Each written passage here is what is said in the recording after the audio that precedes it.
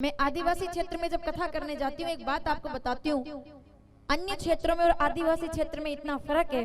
अन्य क्षेत्र में आप जाओगे तो वहां आपको हो सकता है दृश्य बहुत देखने को मिले, बहुत चीजें आप देखते हैं, बनावट देखने को मिले, लेकिन आप जब आदिवासी क्षेत्र में जाओगे तो वहां आपको प्योरिटी और शुद्धता मिलेगी। वो प्रकृति का पूजन करते हैं, वो वृक्षों का पूजन करते हैं, वो नदी का पूजन करते हैं, वो धरती का पूजन करते हैं। आदिवासी क्षेत्र के बच्चे, क्या बात कर रहे हो आप, 25 साल का हमारा नौजवान लड़का इतनी हिम्मत नहीं रखता जितना आदिवासी क्षेत्र का 5 साल का बच्चा हिम्मत रखता है, क्योंकि वो जंगल में पल करके बड़ा हुआ है। उसके पैर में चप्पल तक नहीं होती। कई बार ऐसा नहीं कि उसके पास नहीं है, पर वो घर से निकलता है, दौड़ जाता है ऐसे ही। क्यों? उसने संघर्षों के कांटों पर चलना सीख लिया है, और जिसने संघर्षों के कांटों पर चलना सीख लिया वो आदिवासी हो जाता है, और वही आदिवासी वनवासी राम को प्रिय बन जाता है। क्योंकि हमारे राम भी तो वनवासी हैं।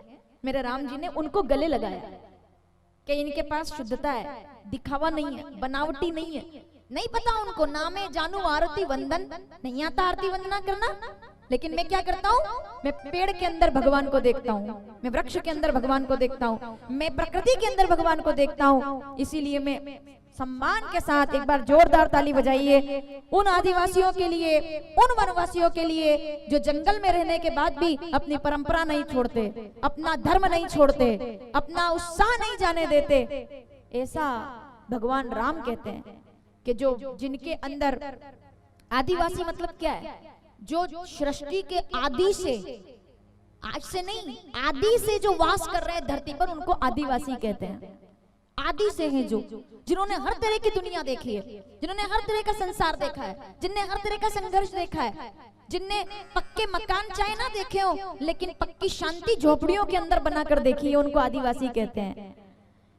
कि जिनके घर चाहे कच्चे हो लेकिन चेहरे पर फिर भी मुस्कान रहती है, उसको आदिवासी कहते हैं। 3 करोड़ के बंगले में रहने वाले लोग, मुझे क्षमा कीजिएगा, 3 करोड़ के बंगले में रहने वाले लोग भी सोने से पहले नींद की गोली खाते हैं, लेकिन जंगल में रहने वाला आदिवासी टूटी खाट पर भी सो जाए तो राजाओं की तरह सोता है, उसको चिंता ही नहीं है कोई। क्योंकि उनका धन क्या है, आदिवासियों का धन क्या है जानते हैं आप?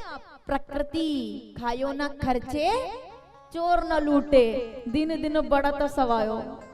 आदिवासियों का धन है वृक्ष, आदिवासियों का धन है गाय माता, आदिवासियों का धन है उनके कल्चर, उनकी परंपरा, उनका रहन सहन, उनका तरीका जीवन को देखने का।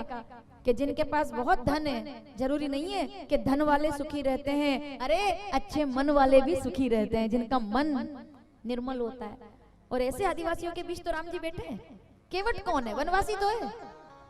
कौन है आदिवासी? भील, कोल, किरात, भील, वनवासी। पढ़ लो रामचरितमानस, अयोध्या कांड, 151 दोहा सारी चौपाई पढ़ो आप।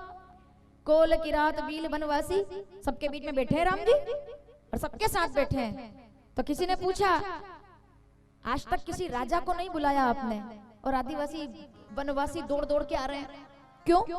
राम जी कहते हैं, बड़े लोगों के पैर पकड़ने से अच्छा है, सुनिएगा, बड़े लोगों के पैर पकड़ने से अच्छा है छोटे लोगों का हाथ पकड़ करके चलो, वो हर स्थिति में तुम्हारे काम आएंगे, वो तुम्हारा साथ देंगे।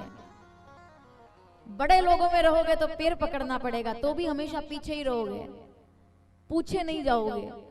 लेकिन जब वंचितों का या जिनका हाथ आपने थाम लिया कि चलो हमारे साथ, वो सदैव आपका साथ देंगे। और संकट में एसी वाले कमरे से निकल करके कोई बाहर नहीं आता, झोपड़ियों के दरवाजे खुल जाते हैं मदद करने के लिए।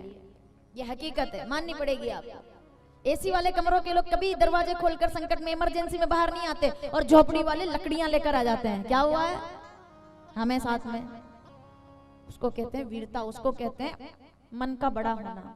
तो हमारे राम जी सबको गले लगा रहे हैं, आदिवासी, वनवासी, कोल, किरात, भील, वनवासी, सबके साथ बैठे हुए हैं। ऐसा आनंद हो रहा है यहाँ पर। जंगल में मंगल कर दे उनको राम कहते हैं, वन में अयोध्या का निर्माण कर दे उनको राम कहते हैं। और वही भगवान हमारे इस लीलाओं के साथ हमें दर्शन करा रहे हैं।